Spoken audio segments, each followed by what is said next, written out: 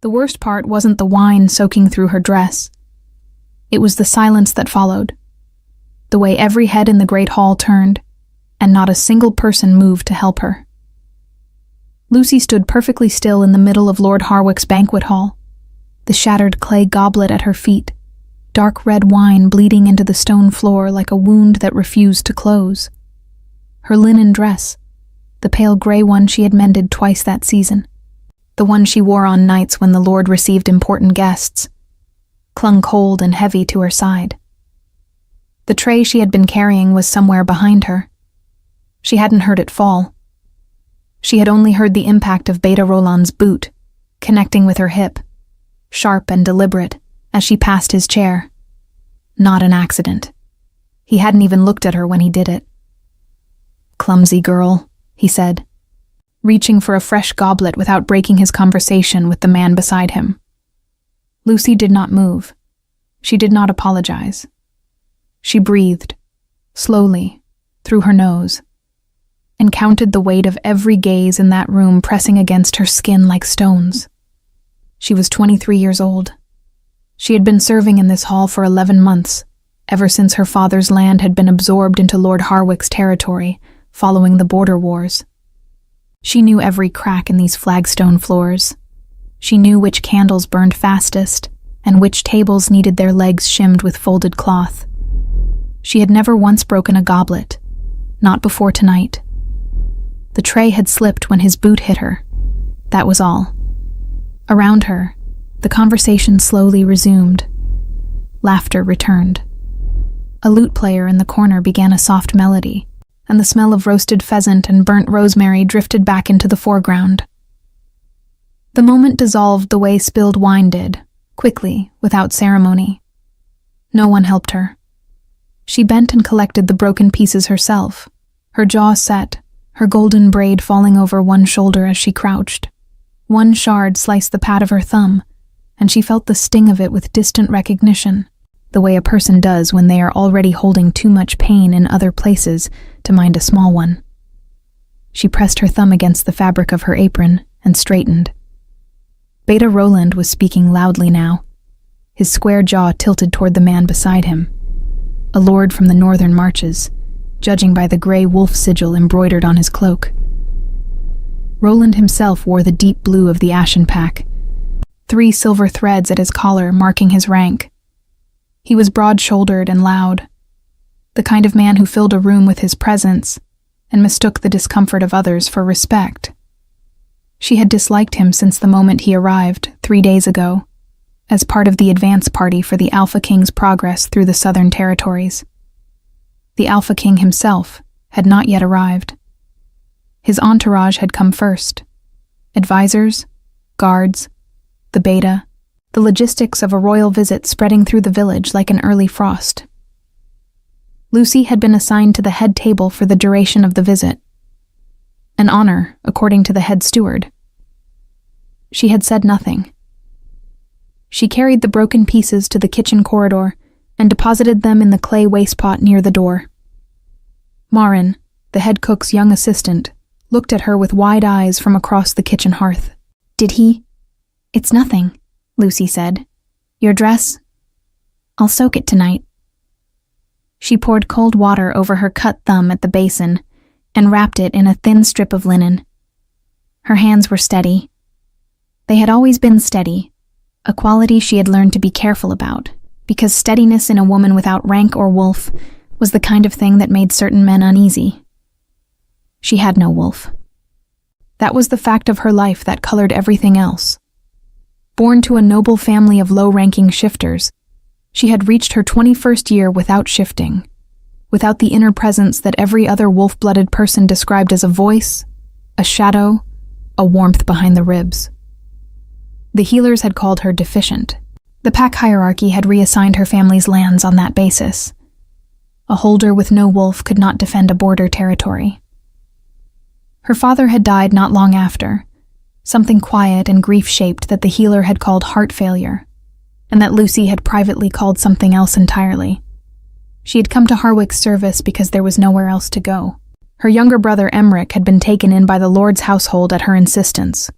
A page's position, Safe enough, far enough from the kitchens that she didn't have to watch him scrub floors alongside her. He was 16.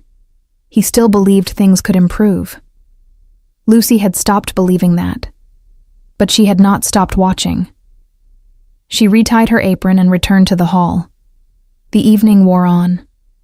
She moved between tables with careful economy, refilling goblets and clearing trenchers, her back straight and her expression neutral. Beta Roland called for more wine twice more, and she served him both times without looking at his face. He did not acknowledge her existence. That was the normal shape of things. It was near the end of the third course that she overheard it. She had bent to retrieve a dropped linen cloth beside the high table, close to the wall, behind the tall carved chairbacks, invisible in the way that serving women became invisible when lords forgot to keep their voices low. Not staying past the new moon, Roland was saying. The king moves on to Greyvale by then. And the girl?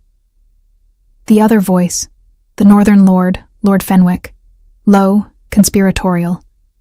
The one from the Varden line? A pause, the sound of wine being swallowed. She's still here, Roland said. Serving, of all things. Didn't shift, so they stripped the land. She doesn't know what she is. Does she know about the treaty clause? No. And if she finds out? Another pause, longer this time. Lucy did not breathe. She won't, Roland said simply. She'll be gone before she does. The word gone hung in the cold air between the carved chairbacks, like smoke from a poorly drawn chimney. It did not mean dismissed. It did not mean reassigned. She had been raised in a household where men used clean words for ugly things, and she understood the language of careful omission. She'll be gone. Her thumb throbbed beneath its linen wrapping. She straightened slowly, the cloth in her hand, and walked back toward the kitchen as if she had heard nothing. Her steps were even. Her breathing was measured. But something had shifted inside her. A tectonic thing, slow and enormous. The kind of shift that doesn't announce itself as it happens. Her mind had always been her sharpest tool. She had spent 11 months making herself invisible, and her mind had continued quietly to work. The Varden line? Her mother's family name. Her name. The one she hadn't used in almost a year. Treaty clause. She didn't know what that meant yet, but she knew, with the bone-certain clarity of someone who had been surviving on information scraps for the better part of a year, that she needed to find out before the new moon. That gave her 6 days. She stacked 3 clean trenchers and returned to the hall for the final course, her expression composed, her golden braid catching the torchlight as she passed beneath the iron chandelier. Beta Roland didn't look at her. Lord Fenwick was refilling his goblet himself. Neither of them watched a serving woman cross the room with quiet purpose.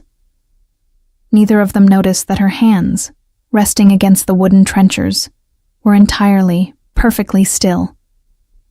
The castle's record room was kept locked after Compline. Lucy knew this because she had spent 3 weeks last autumn delivering evening candles to the steward's corridor, and she had noted, the way she noted everything, that the iron key hung on a hook inside the steward's own chamber door, visible for exactly the 4 seconds it took him to open it each morning. She had also noted that the steward, a heavy-set man named Aldrich who smelled permanently of tallow and sour ale, drank 2 full cups of spiced mead every night before retiring, and that by the time the hall bells rang the final hour, he slept with the solidity of a man at peace with his choices. She was not at peace with hers, but she moved anyway. The corridor was dark, lit only by the guttering remnant of a wall torch near the stairwell. Lucy wore her darkest cloak, a deep charcoal wool she had bought second-hand from a departing kitchen maid, and she moved in the way her father had taught her years ago, before the world had rearranged itself into something unrecognizable. Her father had been a second son of a minor noble line, a man who loved maps and old texts more than politics, and who had believed firmly that knowledge was the only inheritance that couldn't be seized. Learn to move quietly, Lucy. Not because you're afraid, because there is power in being underestimated. She had learned. She had learned other things from him, too. Things she had not used in almost 2 years. Things she kept folded away in the back of her mind like a blade wrapped in cloth. Useful, dangerous, patient. The record room door opened with a low groan she muffled with the edge of her cloak pressed against the iron hinge. Inside, the smell was familiar. Old parchment, dried ink, the faint mustiness of rolled documents stored too close together. A single narrow window let in pale moonlight, enough to navigate by. She did not touch the central shelves. She went directly to the territorial registry, a fat, leather-bound volume near the back wall, stamped with Lord Harwick's seal, and opened it across the reading table. Her fingers moved fast and sure. She had learned to read before most children in her village learned to ride, another gift from her father, who had considered illiteracy a form of intentional poverty. She found the Varden entry within minutes. House Varden, border territory, southeastern corridor. Absorbed under the emergency land provisions following the Greyvale Compact, 3rd year of King Cassian's reign. Single surviving heir, Lucian Varden, female, unshifted. Status, ward null. Land held in provisional trust pending the expiration of the Covenant Clause. She stopped. Covenant Clause. She turned backward through the pages to the index and found it listed under Royal Treaties, a subsection she would never have thought to search without the name. Covenant Clause, Article 9, Greyvale Compact. In the event that a territorial heir of the Varden bloodline is confirmed alive and unmarked by another alpha before the 5th year of the current king's reign, said heir retains the right to petition the Alpha King directly for land restoration and recognition of status. Her breath left her in a slow, controlled exhale. The 5th year of King Cassian's reign. This was the 4th year. She had 1 year left to claim what was hers. 1 year. And Roland knew about it.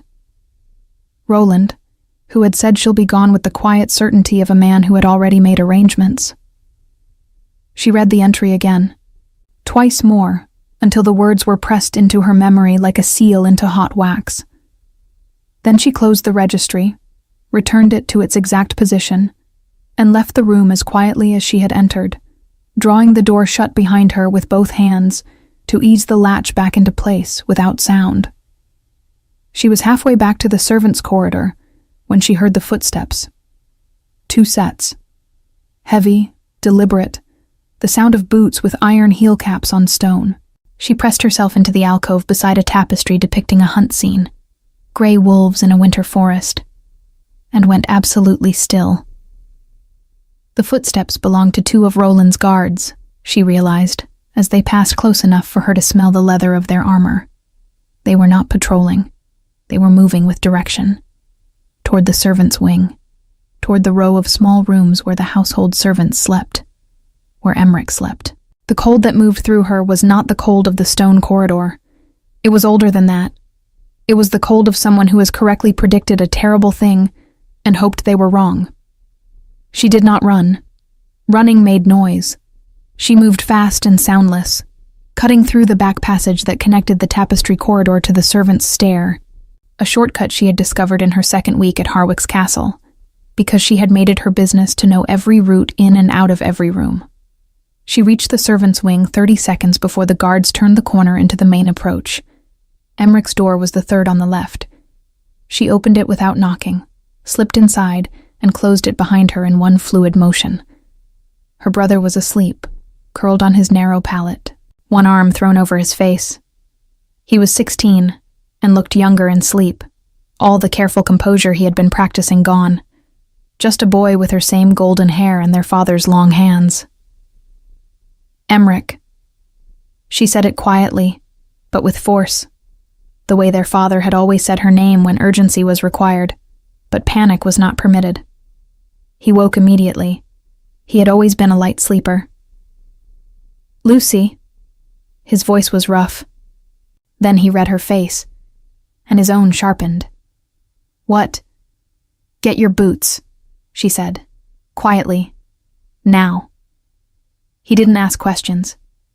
That was the thing about Emmerich that she loved most. He trusted her the way he had trusted their father, with a completeness that was both gift and weight. She crossed to his small window while he dressed. The servants' wing faced the inner courtyard. 2 stories down, stone. No good.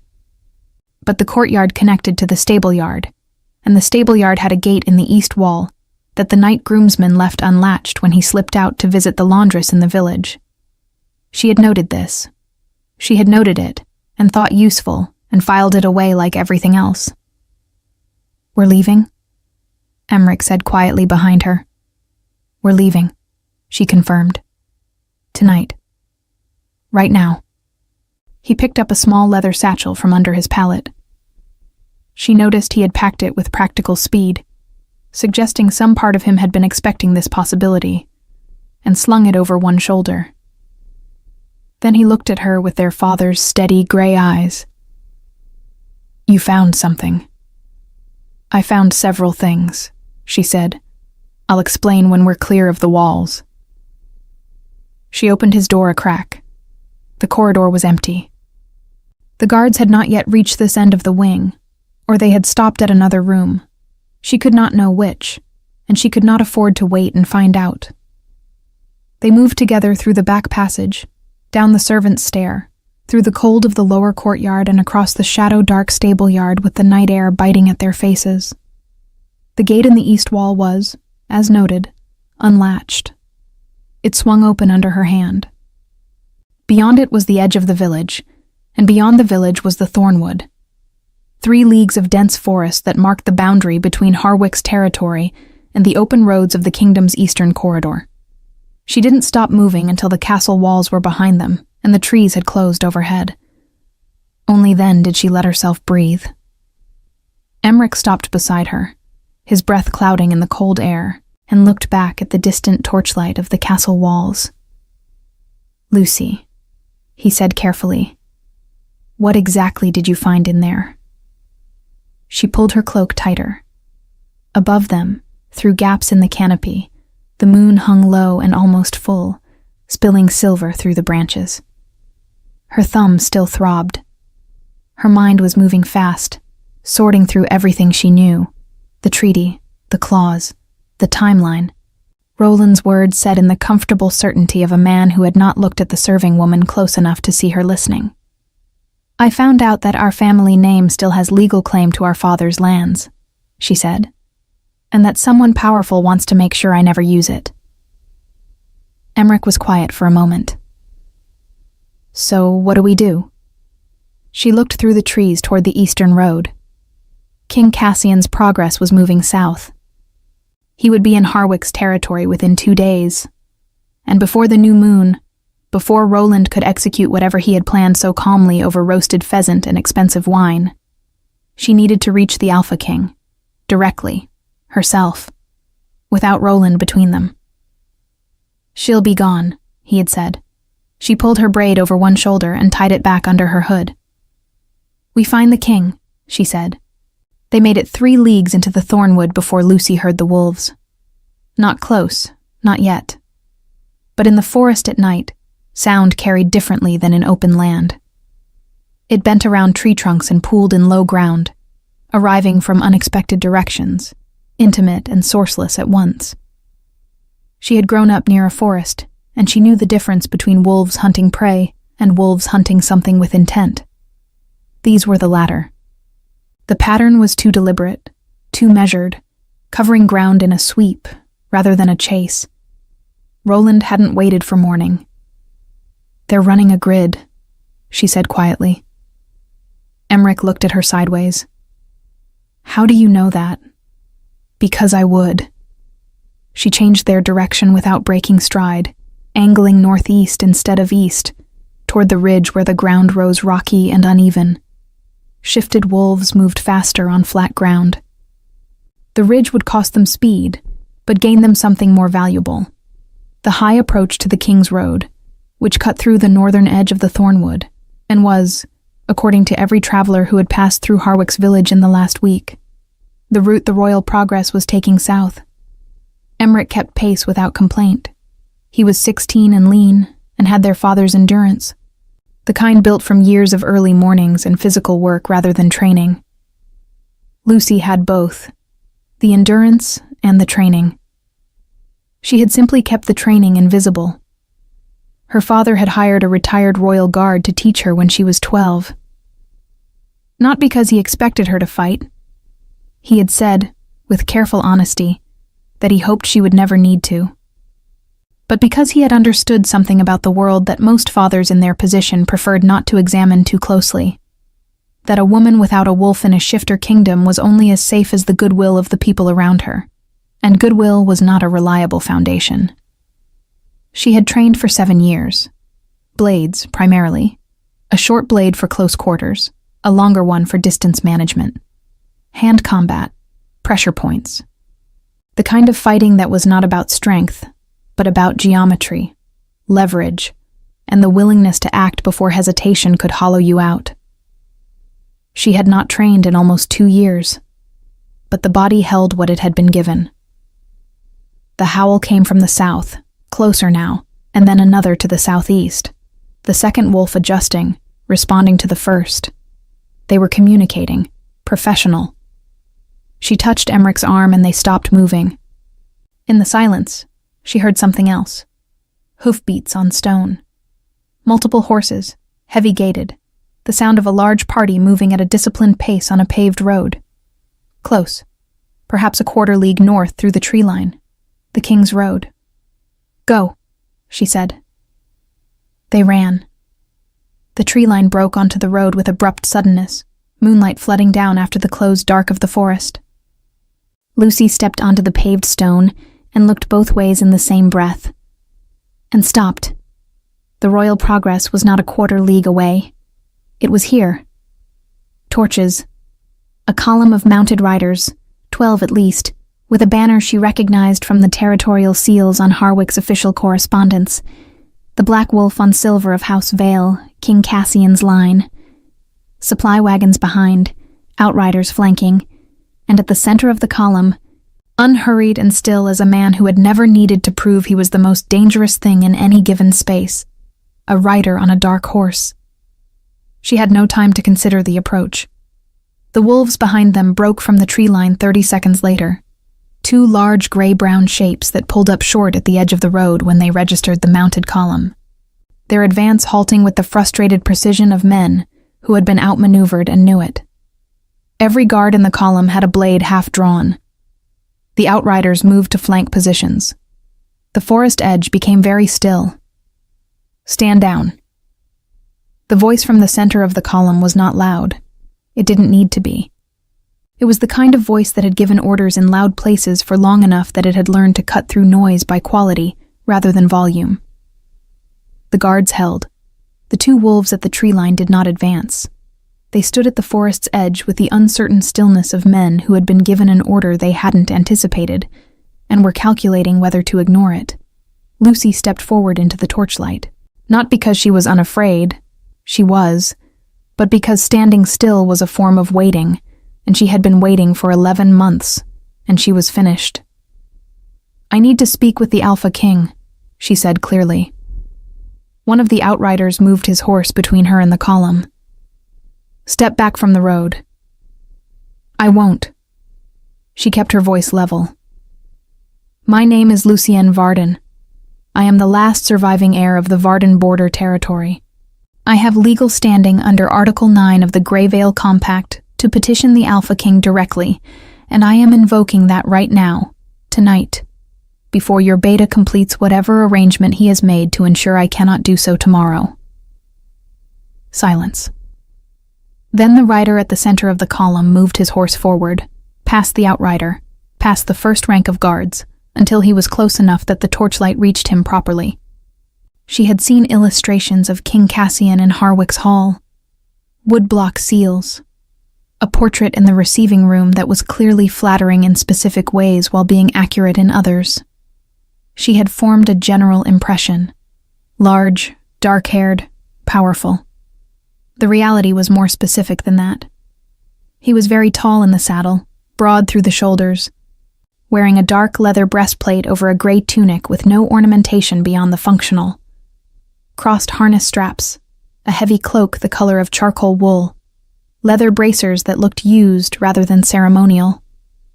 His hair was black, worn in tight braids pulled back from his face, and his eyes in the torchlight were a pale, striking blue that caught light like metal. A thin scar ran along the left side of his jaw. He did not look like a king performing kingship. He looked like a man who had been made for something difficult and had simply never stopped doing it. He looked at her for a long moment without speaking. Then he looked past her at the two wolves still standing at the tree line. Roland's men, still shifted, still watching. Something moved across his expression. Not surprise. Something colder than surprise, and more controlled. "Whose wolves are those?" he said. "Beta Roland's, my lord," one of the guards answered. The king's pale eyes returned to Lucy. They moved, briefly, efficiently, over her face, her stance, the linen wrapped around her thumb, the dark stain still faint on the side of her gray dress that the cloak didn't fully cover. "You're injured," he said. "It's minor." I didn't ask if it was minor. She met his gaze and did not look away, because looking away was something you did when you had something to hide, or when you believed the other person had authority over your emotions, and she was not prepared to grant him either. "A cut," she said, "from a broken goblet. It happened in Lord Harwick's hall this evening." "How did the goblet break?" The question was quiet. It landed with a weight that suggested he had already begun assembling a picture and was waiting to see if her answer would confirm it. "Beta Roland's boot connected with my hip as I passed his chair," she said. The tray slipped. The king said nothing for a moment. The column behind him was completely still, horses included, which she noticed with the part of her mind that catalogued things automatically. "Emmerich," she said without turning, "come out of the tree line." Her brother stepped into the torchlight beside her, his satchel over one shoulder, his jaw set in a passable imitation of her own expression. He was 16 and trying to look older, and she loved him so completely in that moment that it was almost painful. The king looked at the boy, then back at her. "You came to the road at night, through a wolf pursuit, with a legal citation and a younger brother," he said.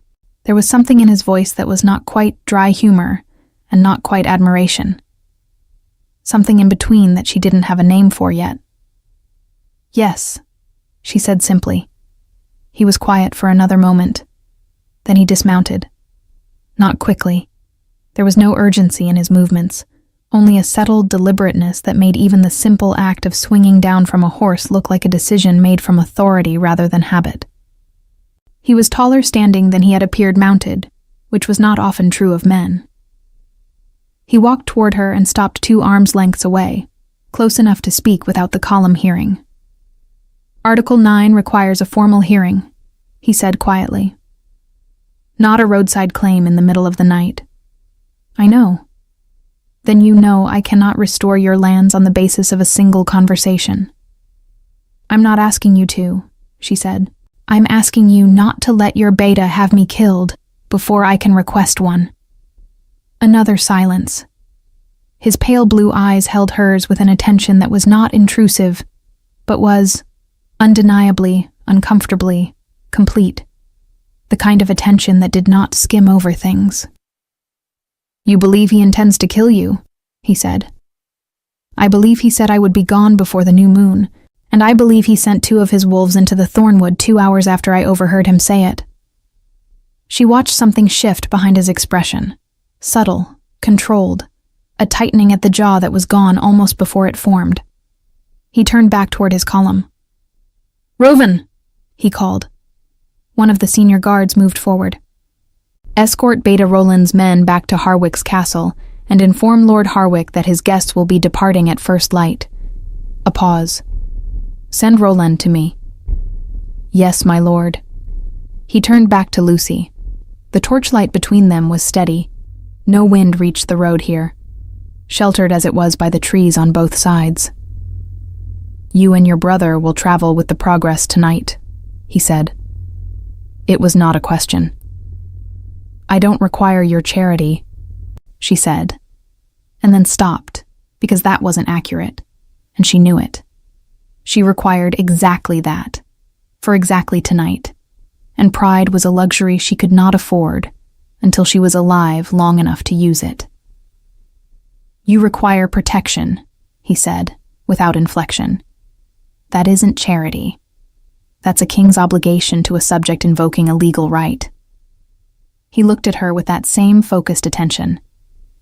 "Do you accept?" She looked at him, at this man who had dismounted in the middle of a night road to speak to a serving woman at eye level, and felt something she didn't entirely trust, the faint, dangerous pull of relief. "Yes," she said. They gave her a tent, not a servant's corner in a supply wagon, not a blanket near the horses, an actual tent, small but solid, with a canvas floor and a folded wool blanket and a copper basin of water that was still faintly warm when she arrived at it. Emmerich was placed in the adjacent tent, close enough that she could hear him shift on his pallet through the thin canvas wall. She did not sleep. She sat on the edge of the low camp bed and unwrapped her thumb, and rewrapped it with the clean strip of linen a guard had brought her without being asked, and she thought about Roland. About the way he had said she'll be gone. Not with anger, not with relish, but with the flat, practical tone of a man discussing the disposal of something inconvenient. That tone was more frightening than anger would have been. Anger was personal. That tone was administrative. She thought about the covenant clause. The 5th year. 1 year remaining. She had not known. Had not been permitted to know. She understood now. And the not knowing had almost been enough.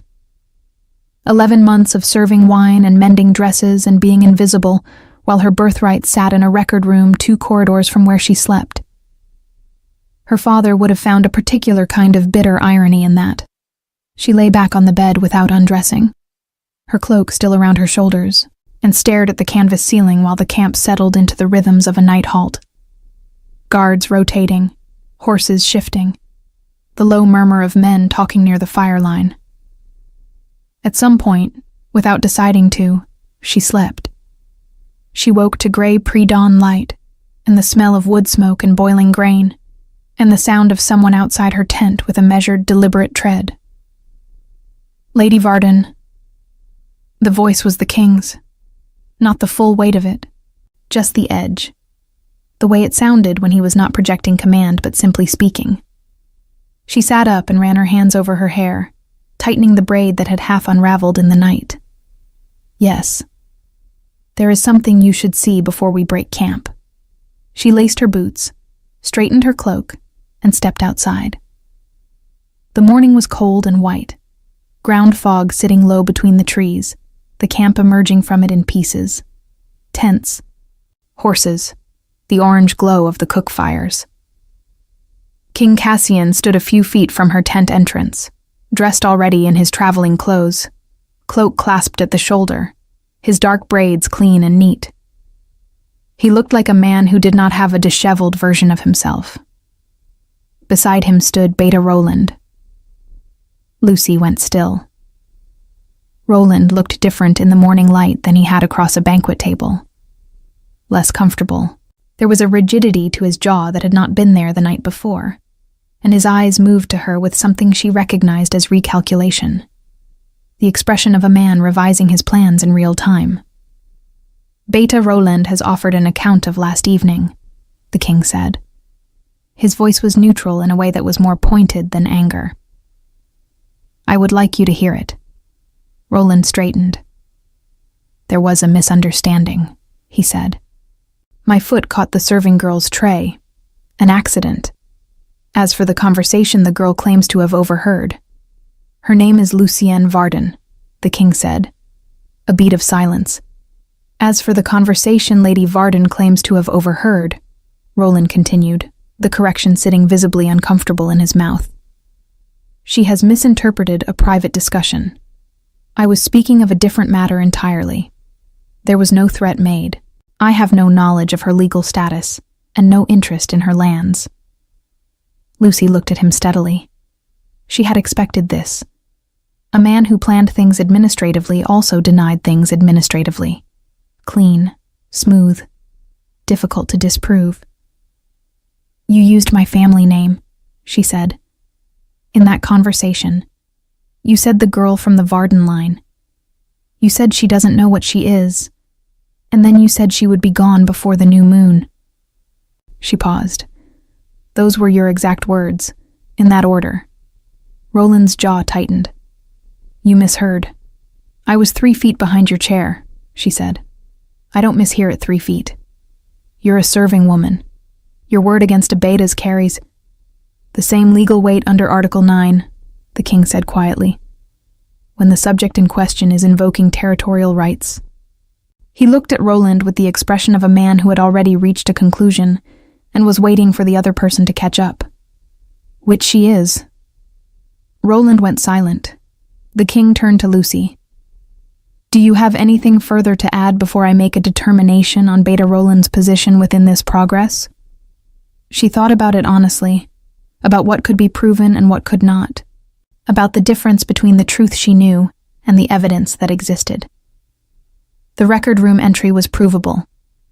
Her presence in it was not something she could easily explain. The overheard conversation had no witness but herself. What she had was her word, her name, and the undeniable fact that Roland's wolves had entered the Thornwood 2 hours after that conversation and had been running a search grid rather than a patrol route. The wolves in the forest last night, she said. What was their stated purpose? The king looked at one of his senior guards, a gray-haired man with a captain's braid at his collar. The guard cleared his throat. Beta Roland's men reported that they were tracking a runaway servant who had stolen from Lord Harwick's stores, the guard said. Lucy looked at Roland. What did I steal? Roland said nothing. If your men were tracking a thief, she continued, her voice even, there would be a record of what was stolen when it was discovered missing, and by whom the order to pursue was given. And that record would have existed before I entered the forest, not after. Silence. The king was watching her with that focused, unreadable attention she was beginning to recognize as his default mode. He was not watching Roland. He was watching her. The way she stood. The way she constructed the argument. The way she did not raise her voice. Roland, the king said. My lord, you will return to the capital. Not Harwick's castle. The capital. You will remain there until I return, at which point there will be a formal inquiry into last evening's events. A pause. You will surrender your travel seal to Captain Aldrin before you leave this camp. Roland's face went through several things in rapid succession. Disbelief, anger, the precise moment he calculated whether to object, and the moment he decided not to. Yes, my lord, he said. He walked away without looking at Lucy. She watched him go and felt no particular triumph, only a cold, tired recognition that this was not finished. Men like Roland did not disappear because they were inconvenienced. They regrouped. The king waited until Roland was out of earshot. You argued that well, he said. I argued it accurately, she said. There's a difference. Something shifted in his expression. The faint edge of something she might have called amusement in another context. It disappeared quickly. The formal hearing for your petition will take place at Grey Vale in 4 days, he said. You will travel with the progress until then. Your brother as well. He paused. I'll have one of the women from my household staff assigned to assist you. Clean clothing, meals. You won't serve at table. She looked at him. I'm not fragile. I know, he said. That's not why. She didn't entirely understand what he meant by that. She let it sit, rather than asking, because she had learned that questions asked too quickly sometimes got answers that were premature. Thank you, she said instead. It came out with more difficulty than she expected. Not from pride, exactly. but from the strangeness of being spoken to directly, of having her name said correctly, of being argued for by someone with the power to do so, after 11 months of being invisible. He nodded once, the way men did when they received something without needing to perform a response, and turned back toward the camp. She watched him go, and tried to ignore the warmth she felt, some small, traitorous thing, in her chest. She didn't trust it. She had trusted warmth before. She had trusted a lord's goodwill and her father's pack, and the basic fairness of a system that had, in the end, stripped her family of everything on the technicality of her absent wolf. Warmth from a powerful man was not safety. It was a feeling, and feelings were not evidence. She turned back to her tent to collect Emmerich for breakfast. But she had gone 3 steps when she heard it, a sound so faint that she almost convinced herself she had imagined it. A low, resonant hum from somewhere deep inside her own chest, behind her ribs, in the place that had been hollow her entire adult life. She stopped walking. It was gone as quickly as it came, brief and sourceless, like a door opening in a room she hadn't known existed. She stood completely still in the morning fog for a long moment, her hand pressed flat against her sternum, her heart beating steady and fast beneath her palm. Then she breathed out and walked on. The hearing at Greyvale took place in the great council chamber of the border fortress, a cold, high-ceilinged room with stone walls and iron torch brackets and a long table of dark oak that had clearly witnessed many difficult conversations. Lucy stood at one end of it in a borrowed dress of deep blue wool, her golden braid pinned at the back of her neck, her hands folded in front of her with the stillness she had spent years cultivating. Across the table sat 4 territorial lords, 2 royal advisors, and King Cassian. He sat at the center, not at the head, a positioning she recognized as deliberate. A king who sat at the head of a table owned the conversation. A king who sat at the center of it owned the room.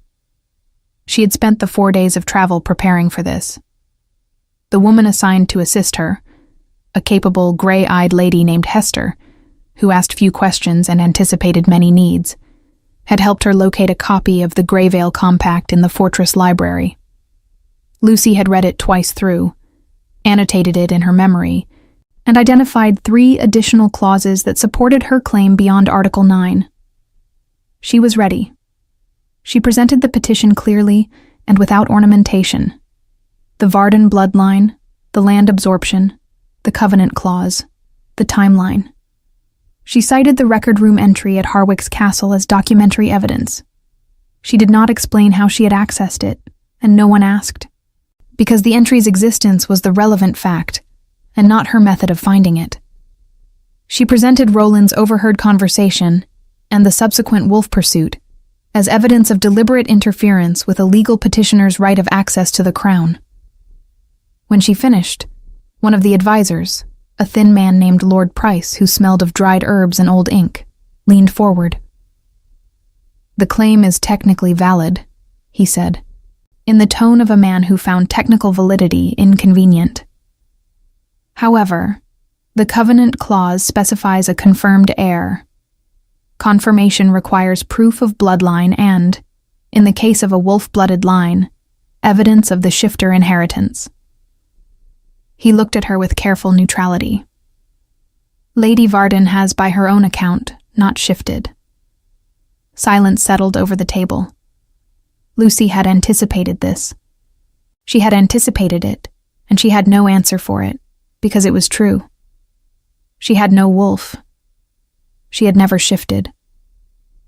The hollow place behind her ribs had been hollow for 23 years, and one strange hum in a morning fog did not change the fundamental fact of her inheritance. She kept her face composed and waited. "That is a matter of some complexity," the king said. Everyone looked at him. He had been largely quiet during her presentation, listening, watching, asking too precise questions at moments she hadn't expected. Now he leaned forward slightly, his pale blue eyes moving from Lord Price to Lucy, with an expression she had learned over 4 days to read as deliberate. A wolf-blooded heir who has not yet shifted is not the same as a non-wolf heir, he said. The Greyvale Compact does not specify a shifted heir. It specifies a wolf-blooded one. He looked at Price. Do you have documentation that the Varden bloodline is not wolf-blooded? Price blinked. No, but then the bloodline claim stands until disproven. He sat back. The land will be held in continued provisional trust, and Lady Varden will be granted a period of 1 year from today to provide confirmation of her shifter inheritance. During that period, her petition remains legally active and no secondary claim may be filed by any other party. He looked around the table. Are there objections? There were 2, both from lords with territorial interests in the southeastern corridor. The king heard them with patience and dismantled them with the calm efficiency of someone who had been arguing law since before those lords had their current titles. When he was finished, the objections were still technically present, but had nowhere left to stand. The ruling was recorded. Lucy walked out of the council chamber into the cold corridor and stood with her back against the stone wall and breathed. Emmerich found her there 20 minutes later, his face carrying the particular expression of a boy who had been listening at doors. He protected the claim, Emmerich said. He found a legal path, she said. That's different. Lucy. Her brother looked at her with their father's gray eyes and their father's particular gift for directness. He did it because it was right, and because of you. She didn't answer that. She found the king that evening in the fortress library, alone, which surprised her, a candle burning at the reading table and a map of the Eastern Territories spread open before him. He looked up when she entered and did not look surprised, which told her he had heard her footsteps in the corridor. I wanted to thank you, she said, properly. You thanked me this morning, he said. That was relief. This is deliberate. She crossed to the table and stopped across from him, the map between them.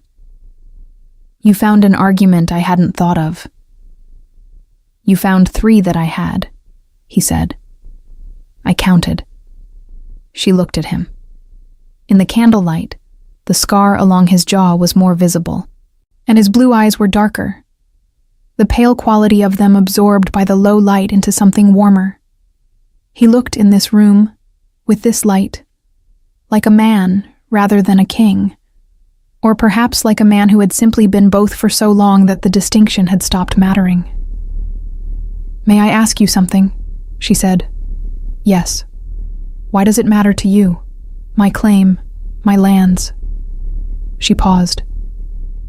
You could have let Price kill it at the bloodline point. It would have been simpler. He was quiet for a moment, looking at the map. Then he looked up at her. Because your father was right, he said, about the Greyvale Compact, about what the clause was meant to protect. He paused. I wrote that clause, Lady Varden, in the 3rd year of my reign, after the border absorptions, because I knew that families like yours would be displaced, and that the system would not correct itself without a mechanism to force it. His jaw tightened slightly.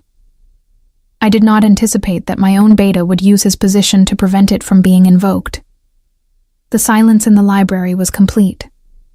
She thought about Roland, about the flat administrative tone, the quiet certainty, about the fact that the man meant to serve the king had been quietly dismantling the king's own protections for reasons she still didn't fully understand. The inquiry, she said. What will it find? That Roland accepted payment from Lord Fenwick to suppress your petition, Cassian said. We found the correspondence this morning in Roland's saddlebag. Fenwick has territorial interests in the southeastern corridor and preferred the Varden lands remain in provisional limbo. He paused. They will not remain in limbo. And Roland. He will be stripped of his beta rank and tried before the council. His voice was even. Justice requires a proceeding. The proceeding will find what the evidence shows. She nodded slowly. Then, because she was her father's daughter, and her father had believed in naming things clearly. "The sound," she said. "4 mornings ago in the camp. In my chest." She pressed her fingers briefly to her sternum, the gesture she had made in the fog without meaning to. "It happened again last night, and this morning." Cassian went very still. "Describe it," he said carefully. "A hum. Low. Like something waking up." She looked at him steadily, like a door opening. He held her gaze for a long moment. Then he said quietly, "That is your wolf." She had known. She had known, and not permitted herself to know. The way she had not permitted herself to feel relief until it was safe to feel it. "Why now?" she said. "Because wolves recognize safety," he said, "and mates." The word fell into the room like a stone into still water, and the ripples from it moved through her before she could stop them. Not with the sharp pain she would have expected, not with the recoil that the word mate had carried since she first understood what it meant and watched other people's bonds be used as instruments of control.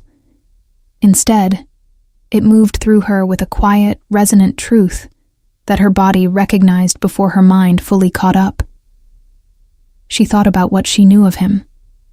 4 days, a legal argument, a voice that cut through noise by quality, a man who had written a law to protect people like her and then spent 4 days making sure it was honored, a man who had spoken her name correctly in front of his beta without being asked. She thought about the warmth she had refused to trust. "I don't know you," she said. "No," he agreed. "I need to know you." "Yes," he said. "That's the correct order of things." She looked at him across the map of her father's territories. Her territories now, protected by law and by time, and by a clause written by the man standing across from her. The candle between them burned steady in the still air. "Then we'll start there," she said. 3 months later, the formal restoration of the Varden lands was recorded in the Royal Archive. Lucy stood in the council chamber as Lucienne Varden, confirmed heir, wolf-blooded and shifted at last. Her first shift having come on a cold night in Greyvale, with Emmerich laughing from the doorway and Hester pretending not to cry. The wolf she carried was pale silver, almost white, and moved with a quietness that several of the king's guards later described, privately, as unsettling in the best possible way. Lord Fenwick was tried before the full council and stripped of his Northern Marches title. His lands were redistributed among 3 families, whose claims had been similarly suppressed during the border absorptions. He left the capital in the grey of an early morning, and no one of consequence watched him go. Beta Roland was convicted of bribery and interference with royal legal process. He lost his rank, his seal, and his place in the Ashen Pack's hierarchy, and was remanded to a border garrison posting where his particular gift for administration could be directed toward supply inventories rather than political maneuvering. It was, Lucy thought, a very precise form of justice, not destruction, but reduction. He would spend the rest of his career being exactly as small as he actually was. Emmerich was given a proper page's position in the royal household, one that came with tutors and a stipend, and the kind of future their father had wanted for him. He was insufferably pleased about it, and pretended not to be, which was so completely their father's mannerism that it made Lucy's chest ache with something that was not quite grief anymore. More like inheritance. She and Cassian learned each other slowly. The way things built to last are always built. Not quickly, not without difficulty, but with attention and honesty, and the particular intimacy of 2 people who had both, in different ways, learned not to trust easily, and then chosen to try anyway. He was direct, and sometimes blunt, and occasionally infuriating in his certainty, and she told him so, and he listened, which was the more important part. She was guarded and occasionally cold, and needed to think out loud before she reached conclusions, and he gave her room to do it, which was the more important part of that. The mate bond completed itself not in a dramatic moment, but in a quiet one. An evening in the fortress library, a map between them, a conversation about the Eastern Territories that turned into a different conversation entirely, and the simple, final recognition that the warmth she had refused to trust had been trustworthy all along. She became his Luna in the first month of the new year, in a ceremony that was smaller than protocol demanded and exactly the size it needed to be. Emmerich stood at her side. Hester wept openly and was unapologetic about it. The silver wolf sigil of House Varden was formally joined to the black wolf of House Vael in the royal record, and the clerk who recorded it noted in the margin that it was the first Covenant Clause restoration in the history of the Greyvale Compact. On the night after the ceremony, when the hall had quieted and the candles had burned low, and the fortress had settled into the deep stillness of a winter night, Lucy stood at the window of their chamber and looked out at the snow-covered courtyard below. She was thinking about her father, about the maps he had loved, the texts he had read aloud to her, the small folded cloth lesson about the power of being underestimated, about the land that was hers again, the name that was hers again, the wolf that had always been there and simply needed to recognize home. Cassian came to stand beside her. He didn't speak. He had learned by then which silences she needed to keep and which ones she was ready to break. After a moment, she reached across and took his hand. "He would have liked you," she said. "My father." "Tell me about him," Cassian said. So she did. Outside, snow fell quiet and steady over the Eastern Territories, over the Thornwood and the King's Road, and the borderlands that bore her name. And in the royal record, in careful ink, the Varden line continued, no longer provisional, no longer suppressed, no longer gone, present, restored, permanent, exactly as it should have always been.